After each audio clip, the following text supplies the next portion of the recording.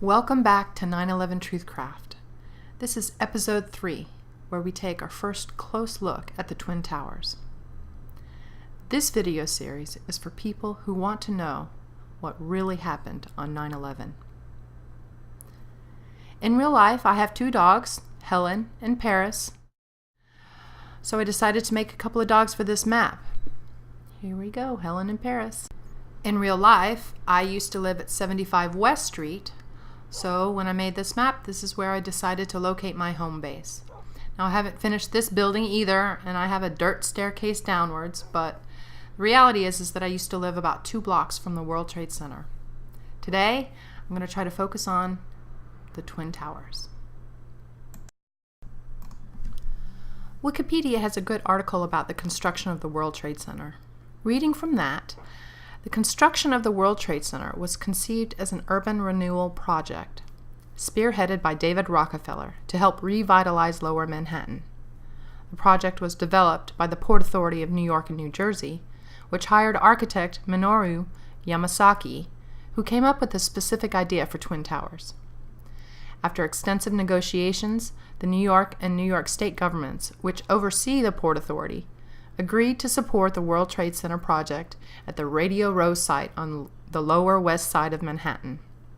To make the agreement acceptable to New Jersey, the Port Authority agreed to take over the bankrupt Hudson and Manhattan Railroad, renamed as PATH, which brought commuters from New Jersey to the Lower Manhattan site. The towers were designed as framed tube structures, which provided tenants with open floor plans, uninterrupted by columns or walls. This was accomplished using numerously closely spaced perimeter columns to provide much of the strength to the structure, along with gravity load shared with the core columns. The elevator system, which made use of sky lobbies and a system of express and local elevators, allowed substantial floor space to be freed up for use as office space by making the structural core smaller. Moving down to another section of the Wiki article where they talk about the construction. So it started in March 1965. Then the Port Authority began acquiring property at the World Trade Center site. Groundbreaking was on August 5, 1966, marking the beginning of the construction of the World Trade Center's foundations. The site of the World Trade Center was located on landfill, with the bedrock located 65 feet below grade. In order to construct the World Trade Center, it was necessary to build the bathtub with a slurry wall along the west side of the site to keep water from the Hudson River out. Blah, blah, blah. Construction work began on the North Tower on August 1968, with the construction beginning on the South Tower by January 1969. $74 million in contracts was awarded to the Pacific Car and Foundry Company and other steel companies to supply the steel for the project. The Port Authority chose to use many different steel suppliers, bidding on smaller portions of steel rather than to buy larger amounts from a single source as a cost-saving measure.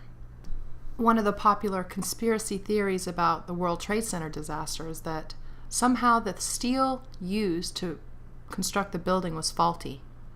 But it's hard to imagine that that's the case when so many different suppliers supplied the steel. It's hard to imagine that in the late 60s, a dozen or more different steel suppliers would conspire to provide the same low-quality steel. Another conspiracy theory is that the mob was used to build the buildings and that they used shoddy construction practices, basically cutting corners in the construction of the building, and that's the reason why the buildings fell like they did. And I guess a third conspiracy theory that falls into this category is the idea that the construction of the Twin Towers is at question, that the designers of the Twin Towers purposefully designed buildings that would fall in case of a fire. You know, these conspiracy theories might have some merit in that they are a somewhat plausible seeming solution to the problem. Not really when you think about it. I mean, if you think about it, Just look back into history. The World Trade Centers, they already suffered fires. There were several fires in the World Trade Center before 9/11, 2001. In fact, one of them happened in the early 70s that raged for a long time, for many hours, and covered several floors. And the buildings didn't go away. They weren't destroyed. So the idea that, the buildings were designed to fall in case of a fire is ridiculous. These buildings had a novel design, a new design that had never been used before. That is true. But this design was amazingly strong and flexible. It wasn't amazingly weak. The World Trade Center design did not win awards, and it was not, considered the tallest building on Earth for a significant length of time because it was a weak building. Each of these twin towers was composed of 240 or more, about 243 exterior steel columns, very thick steel beams that went from 8 stories in the basement all the way up to the very top, 110 stories tall. In addition, in the interior of the building, there were 48 core columns. Now, these columns were arranged in such a way such that they had, that the floors of the building had more office space, but they were still extremely thick, strong steel columns that went many stories into the bedrock. These were not weak buildings. These were not buildings that were designed to fall in case of a fire. They were amazingly strong buildings, and any notion that these were weak buildings that somehow, when steel skyscrapers catch on fire, what you really, really worry about is them completely falling into nothingness, like what happened on 9/11. So I think that's pretty ridiculous.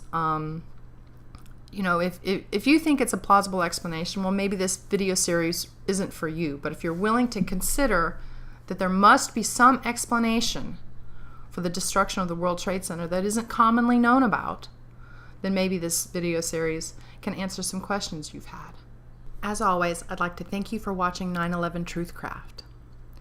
Tune in next episode when we have a construction update. And I'd like to remind you to like, favorite, comment, and subscribe, and you can even donate on PayPal, because that's how YouTube works. Thanks again.